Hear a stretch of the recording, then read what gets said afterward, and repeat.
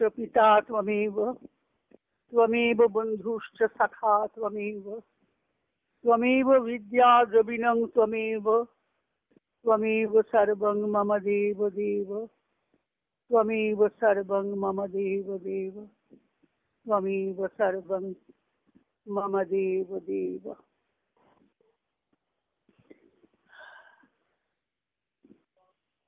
আজকে আমার মানে সকাল থেকেই মনে হচ্ছিল, তারপরে এই যে সমস্ত বাইরে যে আমাদের যে যুদ্ধের পরিস্থিতি হয়েছে, সারা বিশ্বেই একটা মানে একটা ভয়ঙ্কর অবস্থা, কি হয় তখন আমার গুরুদেবের কথা মনে পড়লো। যখন আমাদের রাইট চলছে 48-এ, তখন গুরুদেব গেছিলেন পন্ডিচেরিতে। অনেকবারই বলেছি, তিনি শ্রী অরবিন্দের কাছে প্রার্থনা করেছিলেন, নীরবে তো কথা তো বলতে পারা যাবে না, দর্শনে 15ই আগস্টের দর্শনে গেছেন, বলছেন make Bengal save Bengal, save Bengal make Bengal great. তখন বাংলাকে বাঁচাবার জন্যই প্রার্থনা করেছিলেন। আজকে আমাদের ভারতকে রক্ষা করার জন্যই প্রার্থনা করতে হবে। তাই এই কথাটা বলতে মনে করতে করতেই আমাদের মাদারের একটা বাণী চোখে পড়লো, যেটা বলেছিলেন মা, যেটা অনেক আগেই বলেছেন কথাটা, সেটাই সম্ভব হতে মানে এখন বোধহয় সত্য হবে। তাদের কথা তো আর মিথ্যা হবে না। বাণীটা পড়ি। বলছেন, ইট the reunion of India and Pakistan won't be done through a battle. বারবার এই বাণীটা তখন হঠাৎ চোখে, অনেকদিন 2-3 দিন থেকেই দেখছি এই যুদ্ধের পরিস্থিতি হওয়া থেকেই, আর মনে মনে ভাবছি, প্রার্থনা করছি যে এরা তো দেখেছিলেন সত্যটাই। ইট won't be done, ইট মানে the reunion of India and Pakistan, India এবং পাকিস্তানের সংযুক্তিকরণ, won't be done through a battle, কোনো যুদ্ধ দিয়ে হবে না। The different parts of Pakistan will demand separation. কবে বলে গেছেন, এখন তো তাই হচ্ছে। পাকিস্তানের বিভিন্ন অংশ বিদ্রোহ করছে, বালুচিস্তানরা চাইছে, তালিবানরা নিজেরা চাইছে। The different parts of Pakistan will demand separation. There are 5 of them. 5টা পার্ট আছে। And by separating, they will join India to form a sort of confederation. That's how it will be done.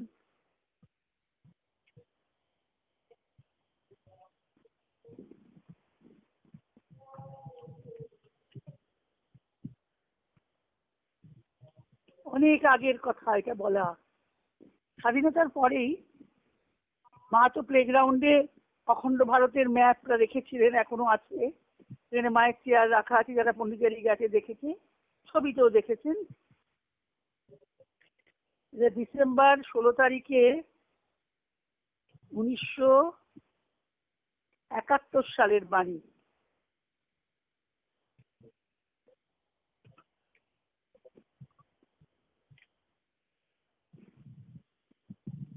there are 5 of them. 5টা কি ভাগ সেটা জানি না।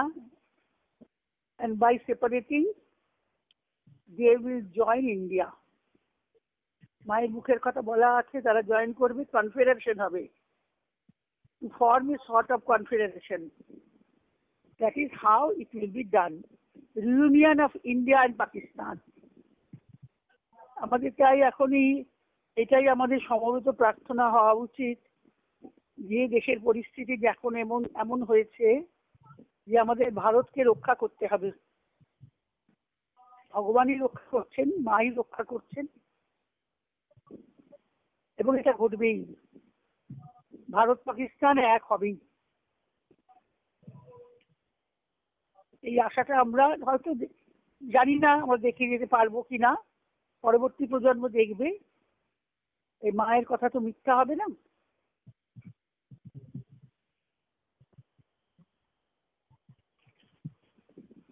গুরুদেবের কথাটা মনে পড়ছিল, তাই বারবার করে এটা মনে হলো। ঠিক সেই সময় বাণীটা আমার চোখে পড়লো। এরকম হয়, মনে যেটা আসে সেই অনুসারেই ভগবান সেটা দেখিয়ে দেন।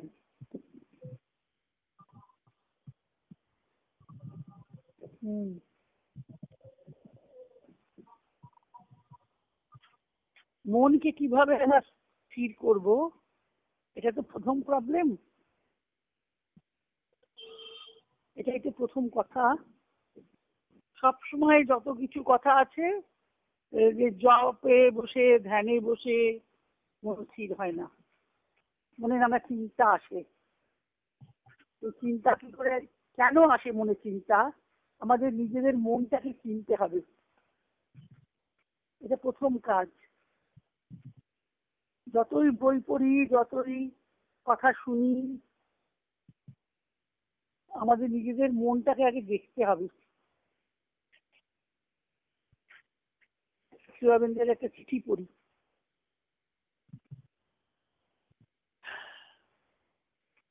শ্রী অরবিন্দের চিঠিতে লিখছেন, মনে হয় কেউ বলেছে মনের কথা শিষ্যরা, 1930 সাল থেকে 34 সালের মধ্যে লেখা এই চিঠি। আগে আমার নিজের মনকে জানতে হবে, শরীরকে জানতে হবে, প্রাণের খবর নিতে হবে। এটা নিয়ে তো আমার সত্তা, সত্তাকে চিনতে হবে। মানুষের মনই অবিশ্বাস, কল্পনা, ভুল চিন্তায়, অশ্রদ্ধায় ভরা। সত্যি আমাদের মনে কি কি আছে? অবিশ্বাস আছে, কল্পনা আছে, ভুল চিন্তা আছে, অশ্রদ্ধায় ভরা, অজ্ঞানী ও দুঃখেও ভরা। অজ্ঞান কোথা থেকে আসছে? সেই অজ্ঞানের থেকে কি জন্মাচ্ছে? সেই অজ্ঞানী সেই অশ্রদ্ধার কারণ, সে দুঃখের উৎস। আমরা ভাবি নিজেকে খুব আমরা জানি, বুঝি, কিচ্ছু বুঝি না। মানুষের বুদ্ধি অজ্ঞানের যন্ত্র। এটা তো তার নিজের, নিজেকে দেখেছেন, সাক্ষাৎ করেছেন, আত্মসাক্ষাৎকার করার পরে যে অভিজ্ঞতা, তার থেকে তো বলছেন শিষ্যদের।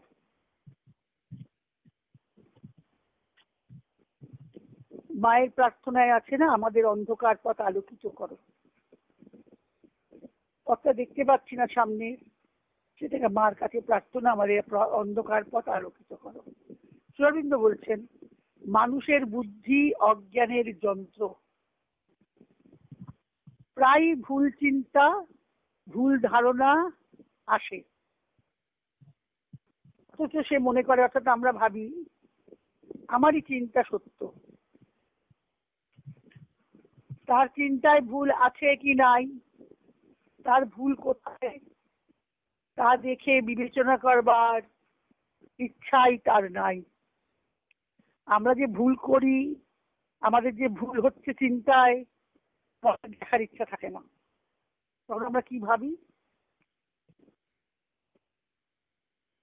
ভুলটা দেখার বা বিবেচনা করার ইচ্ছাই তার নাই। এমনকি ভুল দেখালে অহংকারে লাগে, ক্রোধ হয় বা দুঃখ হয়, স্বীকার করতে চায় না, রাগ হয়ে যায় আমাদের।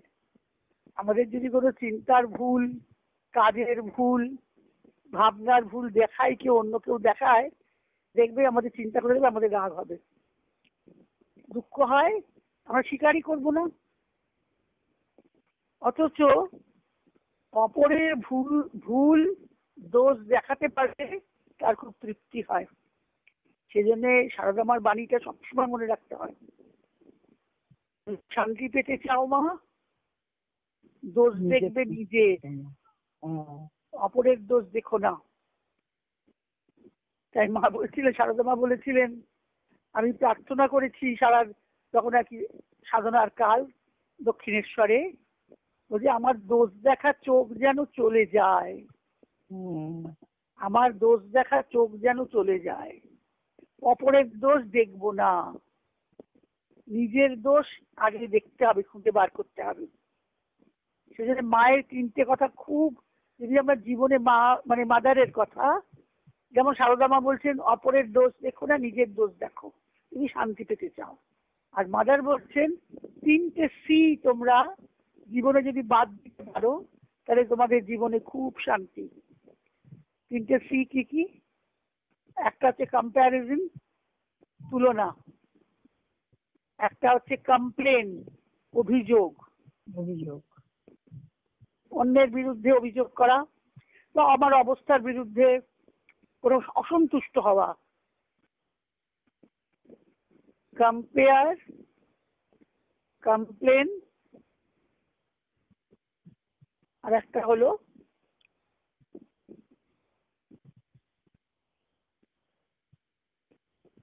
ক্রিটিসাইজ, সমালোচনা করা। আমাদের তো খুব স্বভাব আছে না সমালোচনা করার। এই 3টে সি যদি জীবনে, আর কোনো ব্যবহারকে শুদ্ধি করতে গেলে ব্যবহার শুদ্ধি তো দরকার, আচরণের শুদ্ধি। কম্প্যারিজন, কমপ্লেনিং আর ক্রিটিসিজম, সমালোচনা, তুলনা আর অভিযোগ। যেমন মা বলেছেন, সারদা মা বলেছেন যখন যেমন তখন তেমন, যেখানে যেমন সেখানে তেমন। ঠাকুরই শিখিয়েছেন যাকে যেমন তাকে তেমন। 3টি বাণী যদি আমরা জাগতিক জীবনে, সাংসারিক জীবনে অনুসরণ করি তাহলে আমাদের শান্তি থাকে, সংসারে শান্তি থাকে। আর মা বলছেন 3টে সি তোমরা এটা বর্জন করবে।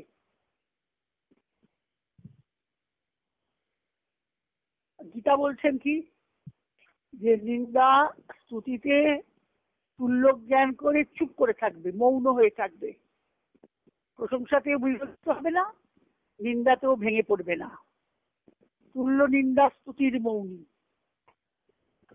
নিন্দা স্তুতিকে তুমি সমান ভাবে দেখতে হবে। খুব কঠিন, কিন্তু আচরণের শুদ্ধির জন্য এটা দরকার।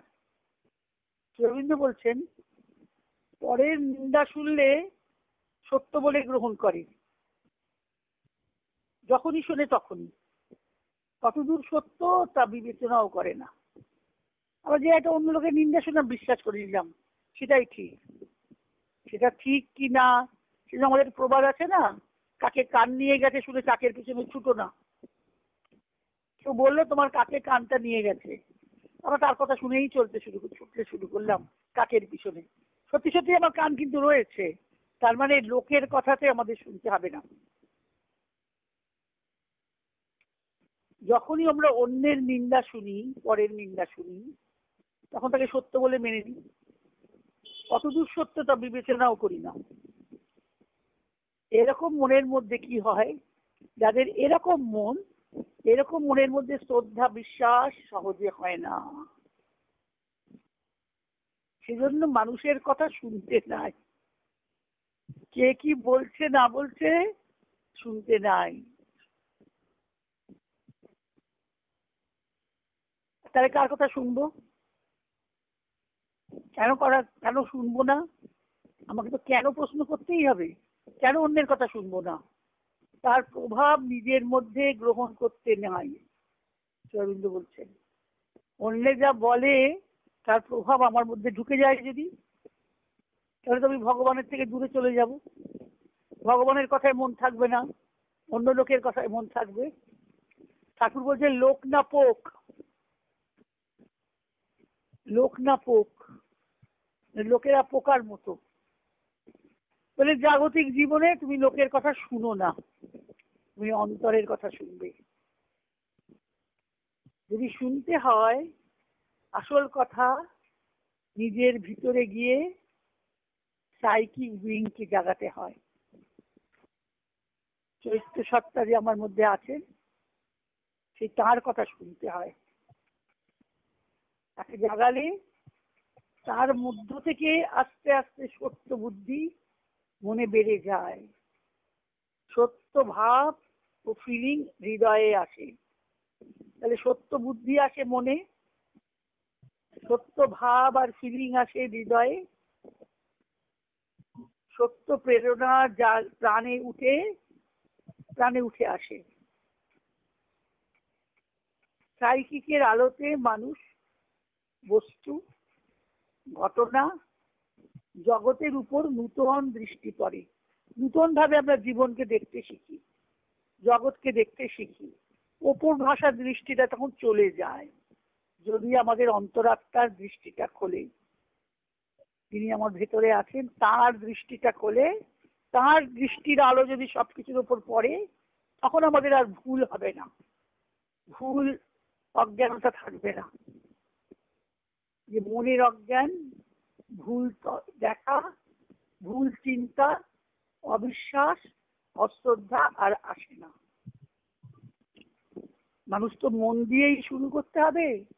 শ্রীরামকৃষ্ণ বলছেন মান হুঁশ, হুঁশে আসতে হবে মানুষকে। তোমার নিজের সম্পর্কে তোমাকে হুঁশে আসতে হবে। মান হুঁশ মানুষ। ছোট ছোট উদাহরণ, ছোট ছোট কথা। আমরা যা মন দিয়ে বিচার করে যা করি সেটা সঠিক নয়। মানুষের বুদ্ধি অজ্ঞানের যন্ত্র।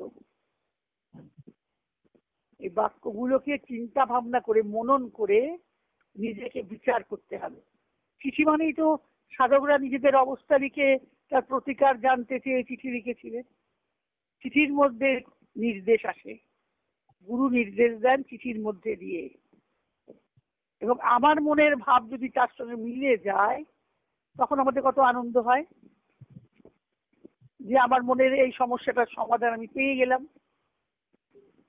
তাই এইসব পত্রাবলী আমাদের চলার পথে খুব সাহায্য করে। বিশেষ করে যদি আমরা একটা নির্দিষ্ট লক্ষ্যে চলতে চাই, ভাগবত জীবন যাপন করতে চাই, ভগবানের অভিমুখে চলতে চাই, ভগবানের মধ্যে বাস করতে চাই, ভাগবত চেতনার সঙ্গে আমার ক্ষুদ্র চেতনাকে যুক্ত করতে চাই, তাহলে আমাদের এই সাহায্য নিতেই হবে। আমাদের এই সাহায্য, যার যিনি গুরু, যার যিনি ইষ্ট, যার সঙ্গে তার অন্তরের যোগ, তার সঙ্গেই তাকে বসাতে হবে হৃদয়। সংসারে থেকে আমার গুরুদেব বলতেন আমি মঠ আশ্রম করবো না, করলে অনেক করতে পারতাম, অনেক সুযোগ এসেছিল আমার, কিন্তু আমি মঠ আশ্রম চাইনি। আমি গৃহগুলিকেই আশ্রম করতে চেয়েছিলাম, চাই। আশ্রম মানে কি? যেখানে আশ্রম মানে যেখানে শ্রম দিয়ে সবাই ভগবানের জন্য কাজ করে, ভগবানের প্রীতির জন্য, তারকে ভালোবেসে তার সুখের জন্য কাজ করে। ভগবত কৃত্যার্থে কর্ম। গৃহটা হবে এইরকম। গৃহস্থ ধর্ম তো একটা বড় ধর্ম, সবাই তো আর ব্রহ্মচারী সন্ন্যাসী হবে না। গৃহস্থের ধর্ম পালন করতে হবে।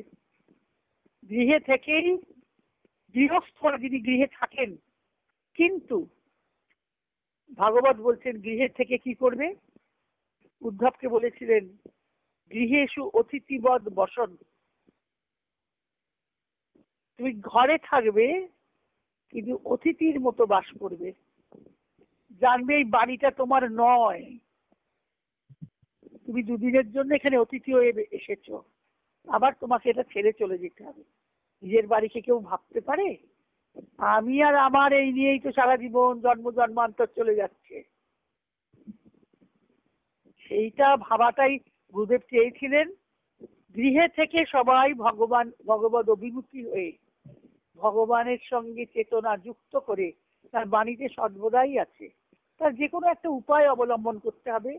একাগ্রতা, ধ্যান, নাম জপ, মন্ত্র জপ, সদ্গ্রন্থ পাঠ, সঙ্গ করা, মহাপুরুষের সঙ্গ না পেলে সদ্গ্রন্থের সঙ্গ, তাও না পেলে নিজের মধ্যে নিজেকে থাকা, ডুবে থাকা, নিজের অন্তরে ডুবে থাকা, যে কোনো যেটা যার পক্ষে উপযোগী, যার প্রকৃতির উপযোগী তাকে সেটা করতে হবে। যদি কেউ একটা নির্দিষ্ট লক্ষ্যে চলতে চায় চলতে পারে, চলবে।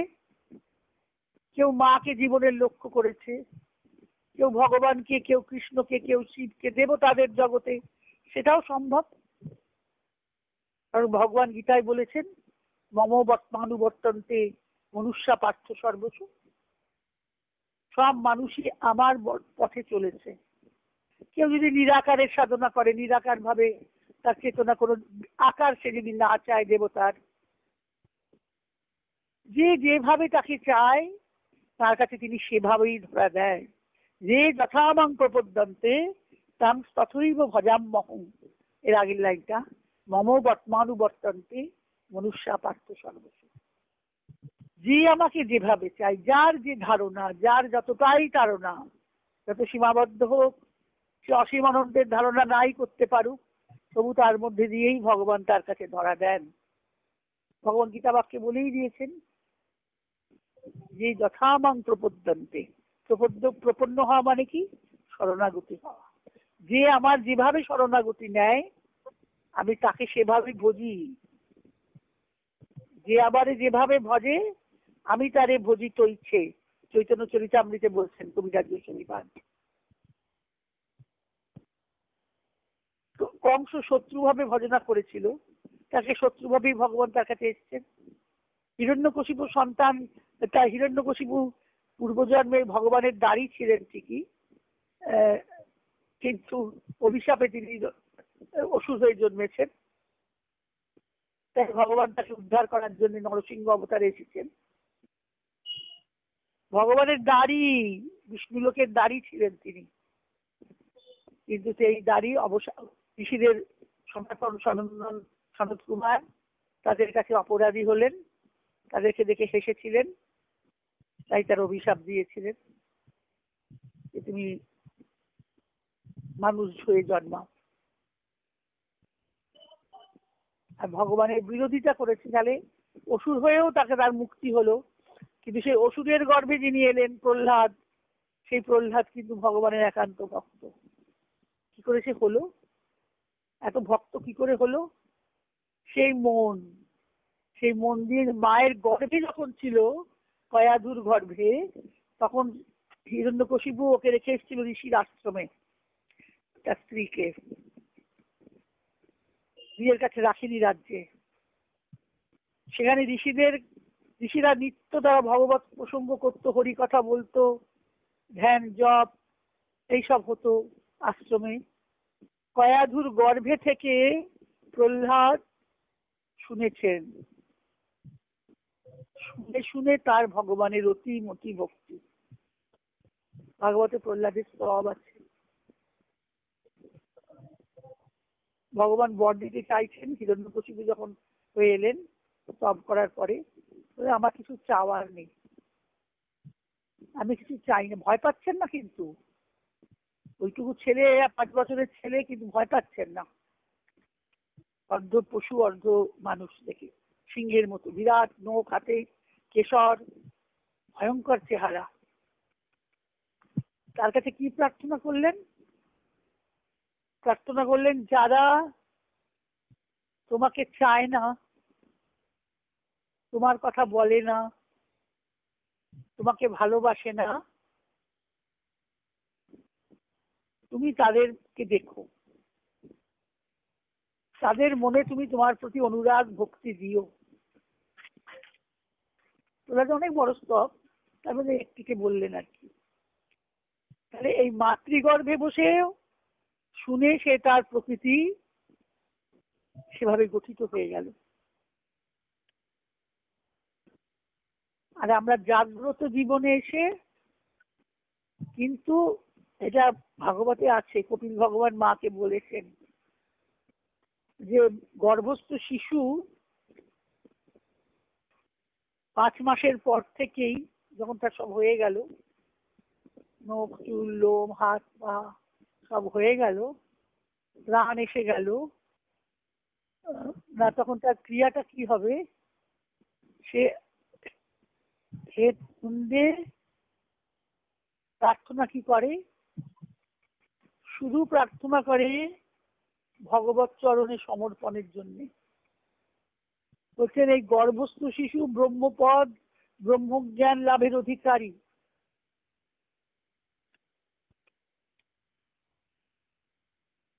যে একটা অন্ধকার জগতের মধ্যে রয়েছে পুঁতিগন্ধময়, মাতৃগর্ভে বাস করেও সে ব্রহ্মজ্ঞানের অধিকারী। তার সে অনুভব হয়, সে নিরন্তর প্রার্থনা করে আমাকে হে অন্তরতম পুরুষ, তুমি আমাকে পরম পুরুষ, তুমি আমাকে এই অন্ধকার জগৎ থেকে মুক্তি দাও, আমি তোমার চরণে শরণাগত হব। কিন্তু মানুষ এই পৃথিবীতে জন্মগ্রহণ করে মায়া স্পর্শে এসে, মায়া ভগবানেরই শক্তি, মায়া স্পর্শে সব সে আগের স্মৃতি ভুলে যায়। কারোর কারোর ওই স্মৃতিটা থাকে বলেছেন। কোনো কোনো ভাগ্যবানের ওই যে গর্ভস্থ অবস্থায় যে প্রার্থনা করেছিল সেই স্মৃতিটা থেকে যায়। কারোর বা পূর্ব জন্মের সংস্কারের সুকর্মের স্মৃতিটা থেকে যায়। তারা মাতৃগর্ভ থেকে নিষ্ক্রান্ত হয়ে তখন তারা ভগবানের পথেই চলে। আমরা মহাপুরুষদের জীবনে তাই দেখেছি, তারা সংসার জীবনে আর প্রবেশ করে না, সাধারণ জীবন যাপন করে না, ওই মাতৃগর্ভে থেকেই তার স্মৃতিটা থাকে। এটা ভাগবতের ৩য় স্কন্ধে কপিল ভগবান নিজেই বলছেন। মনকে দিয়েই আমাদের শুরু করতে হবে। তারপর তো শ্রী অরবিন্দ মনের ওপরের স্তরের অনেক স্তরের কথা বলেছেন।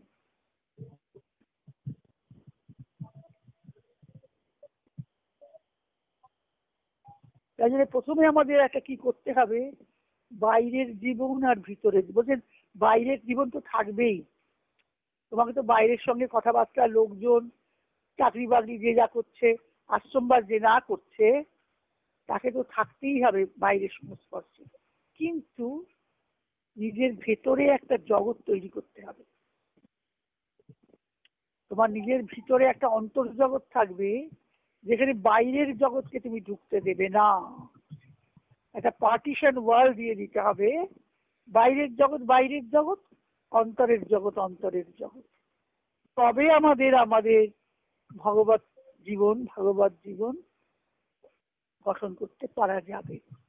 তার আগে নয়, তাহলে তো আমরা মধ্যে ডুবে যাচ্ছি, ওই তলায় ওই স্রোতে ভেসে যাব। নিজেকে টানের মধ্যে সেই স্রোত থেকে নিজেকে বের করতে পারবো না। বাইরের প্রভাবের মধ্যে কত রকম বাইরের প্রভাব, তার মধ্যে এই যে বাইরে আমাদের এখন এত যুদ্ধ বার্তা হচ্ছে, খবর হচ্ছে, তার মধ্যে থেকে আমাদের নিজেদের সংহত থাকতে হবে। কি প্রার্থনার জন্য সংগত করতে হবে, মন প্রাণকে একাগ্র করে ভগবানের কাছে প্রার্থনা করতে হবে, মায়ের কাছে প্রার্থনা করতে হবে শক্তির জন্য। ভারতকে রক্ষা করো, দেশকে রক্ষা করো। সেটা ব্যক্তিগত কোনো স্বার্থ নয়, বাইরে আমাকে অন্তর্জগতে আমাকে সেখানে গঠন করতে হবে সেই লোক। তাহলে আমাদের কি করণীয়? মানুষের মনুষ্যত্ব, শ্রী অরবিন্দ বলছেন মানুষের মনুষ্যত্ব হলো জীবনে ভগবানকে অভিব্যক্ত করা, প্রকাশিত করা। তাই তো তার সাবিত্রী লেখা, মর্তের মানুষের মধ্যে অমর্তের বার্তা বহন করে এনে তাকে অমর করে তোলা। সেতু বন্ধন, মৃত্যু আর অমৃতের মধ্যে সেতু বন্ধন, মৃত্যুকে জয় করে অমৃত হওয়া।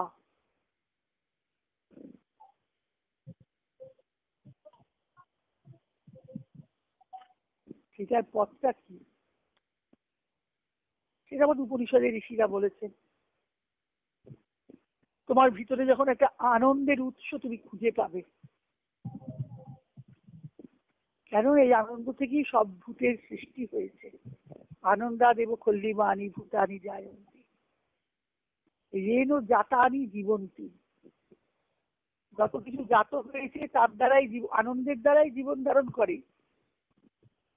যা কিছু সৃষ্ট আনন্দ থেকেই উৎপত্তি, আনন্দের স্মৃতি, আনন্দের পালন, জীবন ধারণ, আবার আনন্দের মধ্যেই অন্তকালে প্রবেশ করা। এই ঋষিদের ছিল বাক্য, অনুভব, বাক্য বলবো না, বাক্যে সেটা প্রকাশিত হয়েছে। অনুভবের, জ্ঞানের, সত্য জ্ঞানের অনুভবটা বাক্যে প্রকাশিত হয়েছিল। সে আনন্দ থেকে তোমার বিচ্যুত হয়েছি, সেই আনন্দকে আমার মধ্যে আনতে হবে। যে আনন্দের কোনো দাবি নেই, শর্ত নেই, কোনো হেতু নেই, অহেতুক, অহেতুক আনন্দ। তাই জন্য ভক্তিও অহেতুকই ভক্তি। কোন ভক্তির শ্রেষ্ঠত্ব বলেছেন? অহেতুকী ভক্তি। ভগবত বলছেন, সব ভক্তিশাস্ত্রই বলছেন, শ্রী অরবিন্দও বলছেন। তার যোগ সমন্বয় দিব্য প্রেমের কথা বলছেন, প্রেম পূর্ণ যোগে দিব্য ভক্তি যোগের কথা, দিব্য প্রেমের কথা। জাগতিক জগতের প্রেম নয়, যেখানে দাবি আছে, শর্ত আছে, বিচার আছে। ভগবানের ভালোবাসায় কোনো বিকার নেই, কোনো শর্ত নেই, কোনো হেতু নেই। ভাগবত বলছেন অহেতুকী অপ্রতিহতা ভক্তি অধক্ষজে। কি লাভ হবে না? অহেতুকী অপ্রতিহতা ভক্তি অধক্ষজে। অধক্ষজে ভগবানের নাম। ভগবানের প্রতি অহেতুক, কোনো হেতু ছাড়া, আর অপ্রতিহত, যার গতিকে রুদ্ধ করা যায় না, রোধ করা যায় না, সেরকম ভক্তি। বাধা পেরিয়ে, যেমন যদি নদী যদি বাধা পায় ঝর্ণা হয়ে লাফিয়ে যায় না, তোমার চিত্তবৃত্তিও সেরকম আনন্দের মধ্যে প্রবাহিত হবে। বাধা পেরে, বাধাকে অতিক্রম করে প্রবল বেগে সেই ভক্তি অপ্রতিহতা, তাকে প্রতিহত করা যাবে না। তবে সে তার মূলে থাকবে কি? শ্রদ্ধা আর বিশ্বাস। অটল অবিকম্প, মাদার বলছেন অটল অবিকম্প সক্রিয় অনন্য বিশ্বাস। বিশ্বাসটা কেমন হবে? অটল, কোনো কিছুতেই টলে যাবে না, সংশয় থাকবে না, এটা হবে তো, যদি এটা না হয় তাহলে কি হবে, কোনো সংশয় আসবে না। নির্ভরতা হবে সর্বাঙ্গীন ভগবানের উপর, গুরুর উপর, ইষ্টের উপর, ভগবানের উপর, মায়ের উপর, যে যাকে চায় তার উপরেই অটল, সক্রিয়, অবিকম্প, অনন্য বিশ্বাস। অবিকম্প মানে যা বিকম্পিত হয় না, যে বিশ্বাসের তুলনা হয় না, অনন্য বিশ্বাস। তুমি আছো তাই আমি আছি, তুমি আমার ভালো নিয়ে, তো নির্ভর একটা আনন্দ মায়ের ধ্যান প্রার্থনায় আছে। কি সুন্দর যে এই যে কি আমাদের চেতনা ক্ষুদ্র হয়ে যায় কিসে? এই দৈনন্দিন জীবনের আহার্য গ্রহণ, আহার্য সংগ্রহ, স্বাস্থ্য চিন্তা, জীবনের নানা উপকরণ সংগ্রহের জন্য, সুখভোগের জন্য, এই যে দুশ্চিন্তা, এই যে চিন্তা, এগুলি আমাদের চেতনাকে সংকীর্ণ করে, এগুলি কি আমার চেতনাকে সংকীর্ণ করে। এর থেকে ভগবান আমাকে মুক্ত করো। এগুলির প্রয়োজন আছে, কিন্তু এই নিত্য এর মধ্যে থেকেই এর থেকে আমাকে উত্তীর্ণ হতে হবে। 24 ঘন্টা যদি আমরা খাওয়া পড়ার, কিভাবে থাকবো, কিভাবে চলবে এই চিন্তা করি, মন তো খুব ক্ষুদ্র, খুব সীমাবদ্ধ আধার হয়ে যাবে আমাদের চেতনা, চিন্তা ভাবনা খুব সংকীর্ণ হয়ে যাবে। তোমাকে কিছু সময় তো ব্যয় করতেই হবে, এই জীবনে থেকেই তোমাকে তৈরি হতে হবে। তোমাকে ঊর্ধ্ব দিকে চেতনাকে যেমন আবাহন করতে হবে, ঊর্ধ্ব চেতনা তোমার মধ্যে অবতরণ করবে। একটু শ্রীঅরবিন্দের যোগ, তার জন্য প্রার্থনার শক্তি আছে। প্রার্থনা করতে হবে আমার মধ্যে সেই চেতনা, সেই আলো, সেই জ্ঞান, দিব্য প্রেম নামুক। তার প্রথম সোপানটা কি হচ্ছে?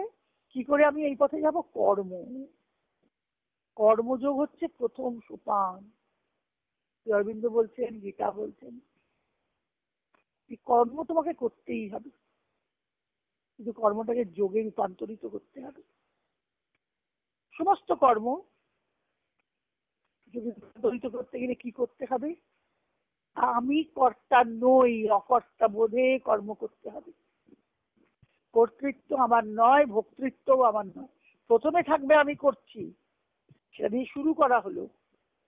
বাড়ি করি, ঘর করি, যে কোনো কাজ করি, কিন্তু কর্তা ভগবান, ভগবানের হাতের যন্ত্র। তার শক্তি আমার মধ্যে বিচ্ছুরিত হচ্ছে, প্রকাশিত হচ্ছে, তিনি আমার মধ্যে বসে কর্ম করছেন। আমার যে ইন্দ্রিয়গুলি কাজ করছে, ইন্দ্রিয়গুলি ইন্দ্রিয়ের শক্তিতে কাজ করছে। কার শক্তি? ভেতরে মায়ের শক্তি। চোখ দেখছে, কান শুনছে, হাত কাজ করছে, পা চলছে, ত্বক স্পর্শ করছে, নাসিকা ঘ্রাণ গ্রহণ করছে। এই প্রতিটা জিনিসের সঙ্গে আমাদের বৈষ্ণব ধর্মে, ভক্তিবাদে খুব তারা সুন্দর করেছে, ইন্দ্রিয়ের কর্মগুলিকে যুক্ত করেছে ইষ্টের সঙ্গে, কৃষ্ণের সঙ্গে। তুমি কৃষ্ণের সেবার জন্য কর্ম করো হাত দিয়ে, কৃষ্ণের ধামে তুমি চরণ দিয়ে গমন করো। শুধু ইন্দ্রিয়ের কাজগুলিকে তুমি ভগবানের সঙ্গে যুক্ত করে দাও। এটা বৈষ্ণব ধর্মের কথা। সর্বদাই তার কথায় তার চিন্তাটা থাকবে। নাকে তার চরণ তুলসীর আঘ্রাণ গ্রহণ করো, কানে তার কথা শোনো, মুখে তার কথা বলো, তার নাম জপ করো। ত্বকের স্পর্শে তুমি তাকে, তার স্পর্শের অনুভব আনো, তার বংশীধ্বনি তুমি কানে শোনো। রবীন্দ্রের 4টে লাইন মনে পড়ে যাচ্ছে। উনি লিখেছিলেন যে, নহি আমি জ্ঞানী, নহি আমি ভক্ত, নহি আমি ভগবানের কর্মী, তবে আমি কি? আমি সেই দিব্য রাখাল বালকের বংশীধ্বনি। সেই দিব্য রাখাল বালকের বংশীধ্বনি, তার নিঃশ্বাসবাহী একটি পত্রক। যে পাতার উপরে, আমি এটা পাতা, সামান্য তুচ্ছ পাতা, যার উপরে তার নিঃশ্বাসটা পড়ছে, কৃষ্ণের নিঃশ্বাস পড়ছে। কৃষ্ণের হাতের বাঁশিও বললেন না, বললেন আমি সেই বংশীর ধ্বনি, দিব্য রাখাল বালকের বংশীর ধ্বনি।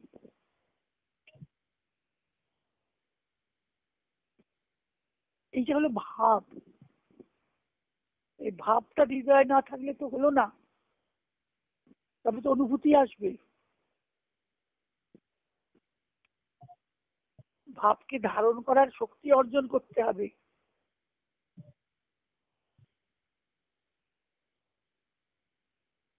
তার জন্য অনেক বাধা আসবে, সেই জন্য বাধাটাকে চিনতে হবে। তার থেকে আমাকে সরে আসতে হবে বাধার থেকে।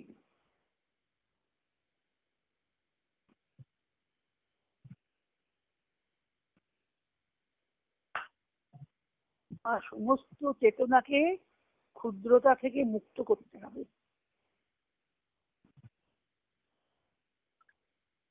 সংকীর্ণতা থেকে মুক্ত করতে হবে, স্বার্থপরতা থেকে মুক্ত করতে হবে।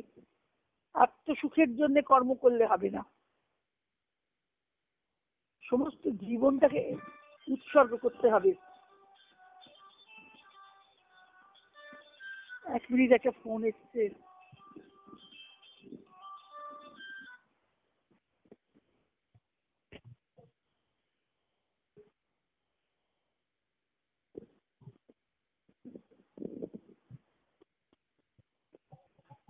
সমর্পণ, সর্বাঙ্গ দিয়ে সমর্পণ, দেহ মন প্রাণ বুদ্ধি হৃদয় সবটি তাকে উৎসর্গ করা।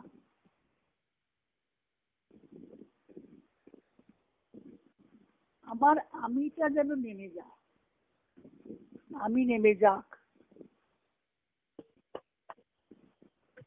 আমিটা যেন প্রধান না হয়ে যায়, আমিটা যেন তুমিতে গলে যায়। ভালোবাসায়, তোমার প্রতি ভালোবাসায় ধায় যেন মোর সকল ভালোবাসা, প্রভু তোমার পানে, তোমার পানে, তোমার পানে। এই ভালোবাসাতেই আবার আমার আমিটা গলে যাবে।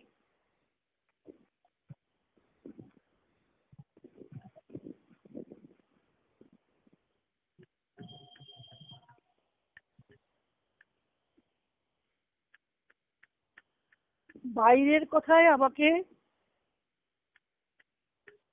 ভুলে গেলে চলবে না।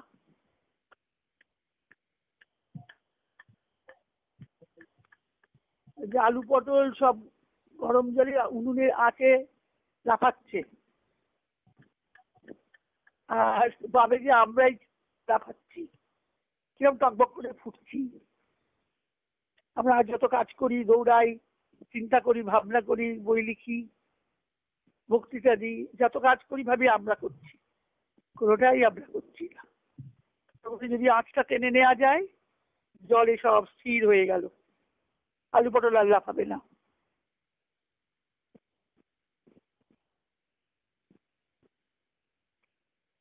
তাহলে আমাদের ভেতরে যে ওই ভগবত শক্তি, ভগবত চেতনা, তার সঙ্গে যুক্ত না হলে সব বৃথা।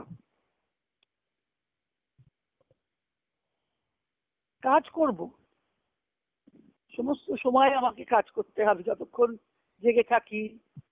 নিঃশ্বাস নেওয়াটা তো একটা কাজ, খাওয়া পড়া চলা, টাকা রোজগার করা, কিন্তু আসল কথাটা কি?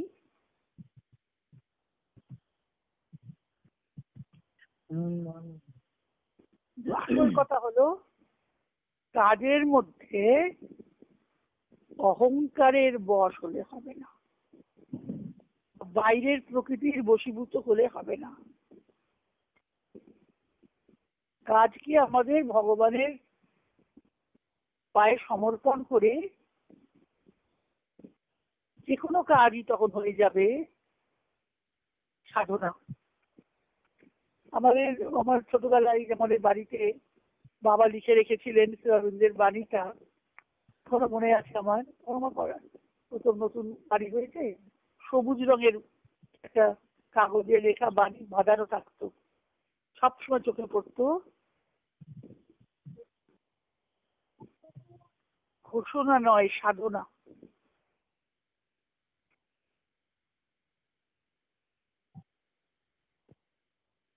কিছু প্রচার করা নয়,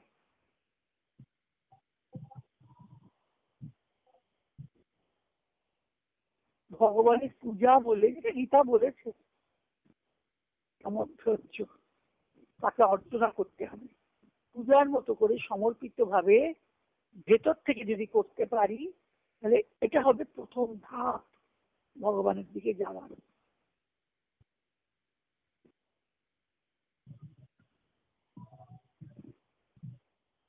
বাইরের চেতনা থেকে সরে অন্তর্মুখী তো হতেই হবে, নাহলে হলো না। তবে যখন সেটা অভ্যাস হয়ে যায় বাইরের থেকে ভিতরে যাওয়াটা, তখন ভিতরটা বাইরেকে সে নিয়ে নেয়, দখল করে নেয়। যাই করি না কেন, কিছুর মধ্যে আমার তখন কোনো অবসাদ, হতাশা এসব আসবেই না, বা প্রভাবিত হওয়া অন্যের দ্বারা এসব আসবে না। এটাকে অভ্যাস করতে হয়। অভ্যাস ও বৈরাগ্যাভ্যাম তার নিরোধ। পতঞ্জল বলছি, অভ্যাস এবং বৈরাগ্যের দ্বারা প্রাকৃত যে জ্ঞান নিরোধ করে সংযমের দ্বারা স্থির করা, শান্ত করা, অচঞ্চল করা।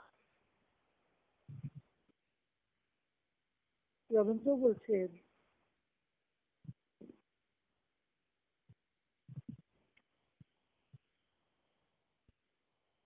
মানব স্বভাবের দুর্বলতা কি হচ্ছে? নিজের কল্পিত ভোগ বা বাহ্যিক স্বার্থে বা অহংভাবের তৃপ্তির দিকে ফিরে সে কাজ করে। এই হচ্ছে মানব স্বভাবের দুর্বলতা। ভগবানকে ভগবানের জন্যই চাইতে হয়, নিজের চরিতার্থতার জন্য নয়।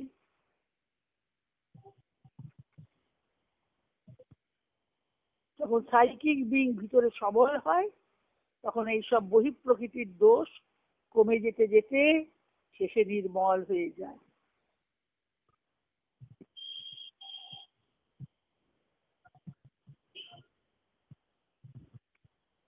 স্তুতি নিন্দায় মান অপমানে অবিচলিত থাকবে, কিন্তু তা সহজে হয় না, সময়ে হবে।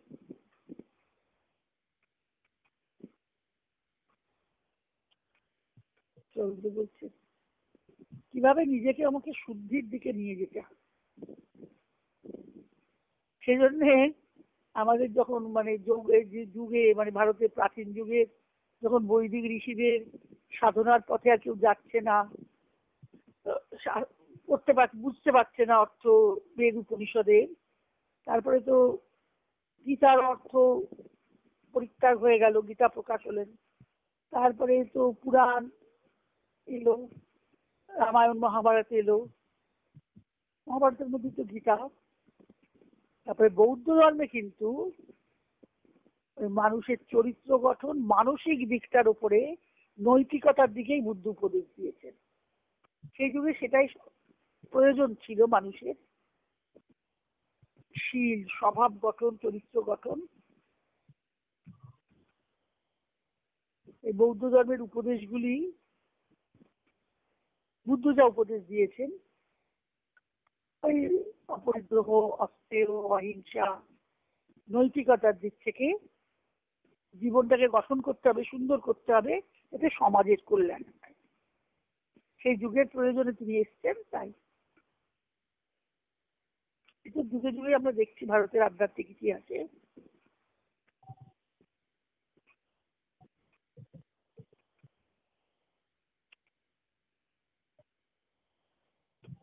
আমাদের দেহ, প্রাণ, মন সবইকে দিব্যভাবে ভাবিত করতে হবে।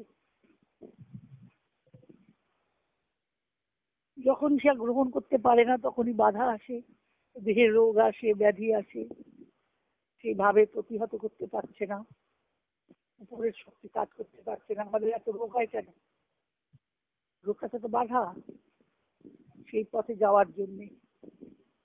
সে আলো, সেই শক্তি নামছে না, নামতে বাধা পাচ্ছে রোগের জন্য, দেহে ব্যাধিগ্রস্ত হচ্ছে আমাদের।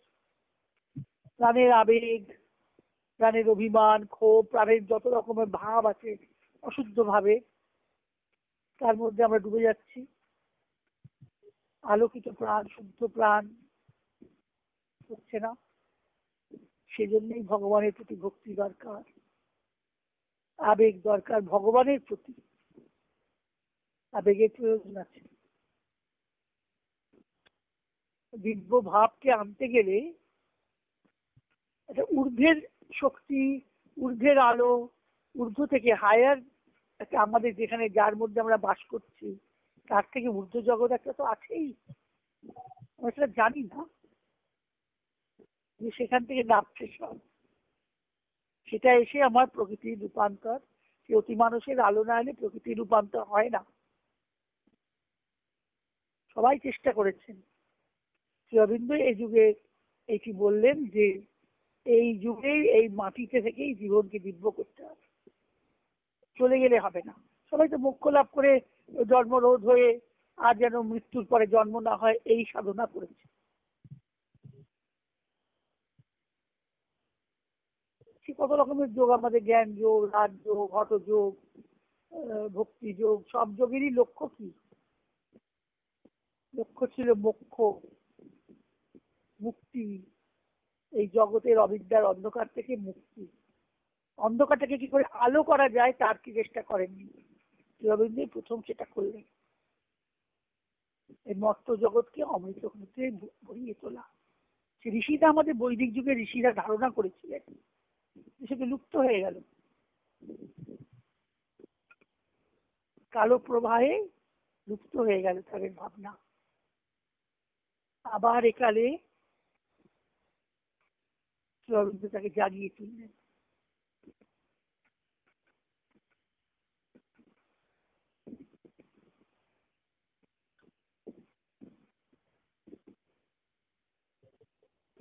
আমার ভিতরে যে একজন আছেন, তিনি যে আমায় চালনা করছেন, সামনের দিকটার থেকে পেছনের দিকে তিনি আছেন আমার জাগ্রত চৈতন্যের পিছনে। জাগ্রত চৈতন্য যেটাকে ভাবছি আমরা, সেটা জাগ্রত প্রকৃতপক্ষে নয়, অবিদ্যাগ্রস্ত। আমার অন্তঃপুরুষ যিনি পিছনে আছেন, তিনি জেগে নেই, তিনি ঘুমিয়ে আছেন। তাই জন্য গীতায় বলেছে না, যেটা যোগীদের কাছে দিন, আমাদের কাছে সাধারণ মানুষের চেতনায় সেটা রাত। যস্যাং জাগ্রতি ভূতানি সা নিশা পশ্যত মুনি। যখন জাগ্রত হয়ে থাকে সাধারণ চেতনার মানুষ, যোগীরা সেটাকে নিদ্রা বলে মনে করে। আর যোগীদের যেটা নিদ্রা দিন, সেটা সাধারণ মানুষের নিদ্রা। তখন আমাদের চেতনা ঘুমিয়ে আছে, অন্তঃপুরুষ ঘুমিয়ে আছে সামনের পিছনে, তাকেই জাগাতে হবে। একটা পর্দা আছে, এই পর্দাটাকে সরাতে হবে। এই পর্দাটাকে সরাবার জন্যই এত চেষ্টা, এত সাধনা, এত ধ্যান জপ, এত সদ্গ্রন্থ পাঠ, এত জপ ধ্যান। সেই ঘুমন্ত সত্তাটাকে জাগাতে, এই মোটমাট কাজ আমাদের। আছে সে, তার অস্তিত্ব আছে, তার অস্তিত্বে, ভগবানের অস্তিত্বেই তো আমাদের অস্তিত্ব। তিনি বিরাট, তার মধ্যে আমরা একটা জায়গা, একটা খুন ধরে আছি। সবাই তার মধ্যে আছে। এই জগৎ সংসার, পশু পাখি কীট পতঙ্গ চর অচর স্থাবর জঙ্গম, এই বিশ্ব বিরাট বিশ্বের মধ্যে সবাই এমনি এমনি সৃষ্টি হয়নি। অথচ একটা সৃষ্টি করে দিলেন ভগবান একটা খেলার জন্য, তা তো নয়, উদ্দেশ্য আছে। সেই উদ্দেশ্যটা কি? সেই উদ্দেশ্যটা পূর্ণ করার কাজে আমাদেরকে সহযোগী হতে হবে, মানুষকে তার সহযোগী হতে হবে। জ্বর থেকে, প্রাণ থেকে মানুষ, মন থেকে মানুষ হয়েছে। পাথর পারে না, ক্ষয় হয়, সে চলতে পারে না। পাথরের মধ্যে তিনি পাথর হয়েছেন, জ্বরের মধ্যে তিনি পাথর হয়ে জ্বরের অভিজ্ঞতা গ্রহণ করছেন, অর্জন করছেন। তারপরে জ্বরের থেকে পাখি কীট পতঙ্গ হলো, প্রাণের সৃষ্টি হলো, উদ্ভিদ হলো, সবই তিনি হয়েছেন, সবের মধ্যেই তিনি অনুস্যূত আছেন। তদেব সৃষ্টা তার অনুপ্রাবিশৎ বলছেন, রবীন্দ্রও বলছেন। প্রাণ এলো, প্রাণ থেকে মন এলো, মনের ওপরে আরো উচ্চতর মন, আলোকিত মন, প্রভাসিত মন, কত রকমের মন এসে গেল। অধিমানস, অতিমানস, সর্বোচ্চ স্তর। রবীন্দ্রের নিজের অভিজ্ঞতায় তিনি দর্শন করেছেন, যা সাবিত্রীতে বর্ণনা করেছেন। যোগ সাধনা কথা, লাইফ ডিভাইনে আছে দর্শন, সাবিত্রীতে আছে তার কাব্যিক বর্ণনা। কিন্তু আমাদের ঘুমন্ত চৈতন্যকে জাগাতে হবে। সেই যে আবরণটা আছে, পর্দার অহংকার, বাসনা, অভিমান, রিপু, সব দিয়ে যে একটা আবরণ পড়ে আছে, সেটাকে সরাতে হবে। আবরণটাকে সরাবার জন্য এই কাজ, ঘষা মাজা।